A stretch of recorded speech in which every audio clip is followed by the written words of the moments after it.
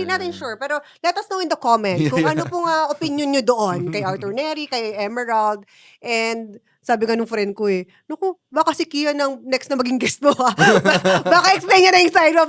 Bukas po ang namin, ang platform namin sa Paliwanag kung gusto mo, Kian. I would love to hear what Kian has to say kasi that's that's a big issue naman talaga eh.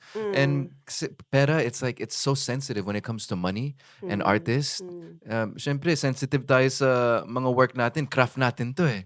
So I really want to hear how it transpires. No, it's hard for Kian because he's also a public figure. Kung random executive lang yan, hindi naman yan magiging masyadong issue eh. Pero dahil public figure siya, artista siya, celebrity siya, mas mainit siya. Kasi he has to also protect his image, right? True.